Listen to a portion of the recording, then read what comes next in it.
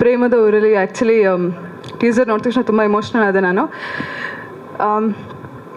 Firstly ಎಲ್ರಿಗೂ thanks ಹೇಳೋಕ್ಕೆ ಇಷ್ಟಪಡ್ತೀನಿ. ಆ್ಯಕ್ಚುಲಿ ನನಗೆ ಫಸ್ಟ್ ಪ್ರೇಮದ ಊರಲ್ಲಿ ವಸಂತ ಪಾತ್ರ ಬಗ್ಗೆ ನನಗೆ ಮನೋಜ್ ಸರ್ ಬ್ರೀಫಾಗಿ ಹೇಳಿದಾಗ, ಟು ಬಿ ಫ್ರ್ಯಾಂಕ್ ನನಗೆ ಪರ್ಸ್ನಲಾಗಿ ಹೆಂಗೆ ಫೀಲ್ ಆಗಿತ್ತು ಅಂದರೆ, ಈ ಬೇಸಿಗೆಗಾಲ ಮುಗಿದು ವಸಂತ ಕಾಲದಲ್ಲಿ ಒಂದು ಮರ ತುಂಬ ಫ್ಲವರ್ಸ್ ಇರುತ್ತೆ, ಆ ಮರದ ಮುಂದೆ ನಿಂತ್ಕೊಂಡಾಗ ಅದೊಂದು ಫೀಲ್ ಆಗುತ್ತೆ ಗೊತ್ತಾ, ವಾ ಏನು ಚೆನ್ನಾಗಿದೆ ಅಂತ. ಸೊ ಎಕ್ಸಾಕ್ಟ್ ಫೀಲ್ ನನಗಾಗಿದ್ದು ವಸಂತ ಪಾತ್ರ ಕಂಪ್ಲೀಟಾಗಿ ಕೇಳಿಸ್ಕೊಂಡಾಗ. ಅಷ್ಟು ಬ್ಯೂಟಿಫುಲ್ ಆಗಿದೆ ಆ ಪಾತ್ರ. ಇನ್ನು ಸಿನಿಮಾ ಬಗ್ಗೆ ಅಂತೂ ನೀವೇ ಟೀಸರ್ ನೋಡಿದ್ರಿ ಇವಾಗ ಔಟ್ಪುಟ್ ಹೇಗೆ ಬಂದಿದೆ ಅಂತ. ಆ್ಯಕ್ಚುಲಿ ಸಿಂಪಲ್ಲಾಗಿ ಹೇಳಬೇಕಂದ್ರೆ ನನಗೆ cinema story I was waiting ಆ ಥರ ಒಂದು ಕತೆ ಮಾಡಬೇಕು ನಾನು ಅಂತ.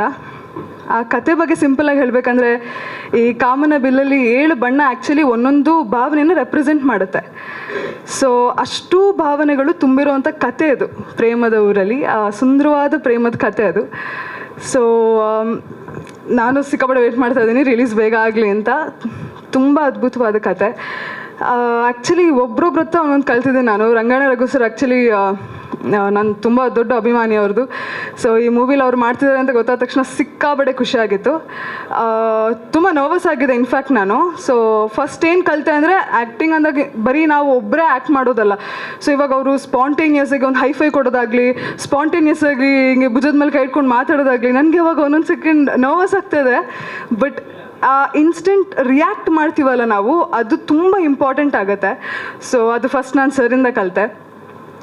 ಮತ್ತು ಶ್ರೀಯವರು ತುಂಬ ಒಳ್ಳೆ ಕೋ ಆ್ಯಕ್ಟರ್. ಆ್ಯಕ್ಚುಲಿ ನಾವು ಆಲ್ಮೋಸ್ಟ್ ಕೂತಾಗೆಲ್ಲ ಮಾತಾಡ್ಕೊಂಡಿರೋದೇ ವರ್ಕ್ ಬಗ್ಗೆ, ಓಕೆ ಇದು ಹಿಂಗೆ ಮಾಡ್ಬೋದು ಹಂಗೆ ಮಾಡ್ಬೋದು ಅಂತ.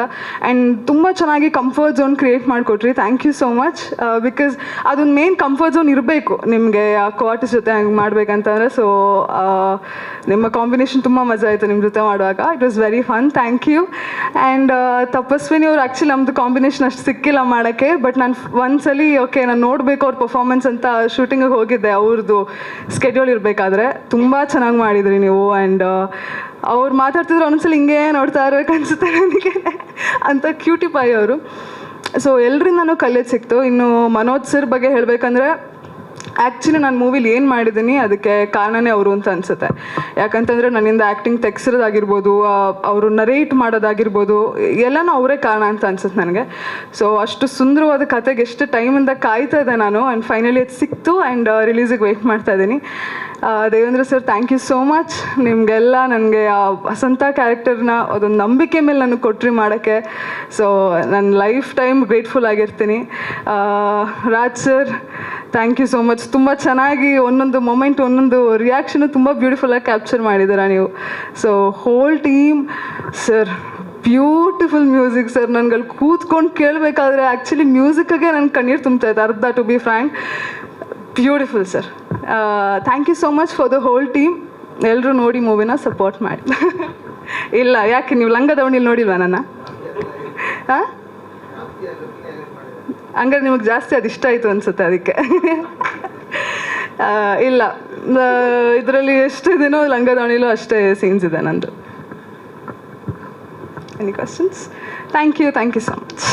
ಇನ್ನಷ್ಟು ಹೆಚ್ಚಿನ ಮಾಹಿತಿಗಾಗಿ Saptarshi TV Kannada YouTube channel ಅನ್ನು ಸಬ್ಸ್ಕ್ರೈಬ್ ಮಾಡಿಕೊಳ್ಳಿ.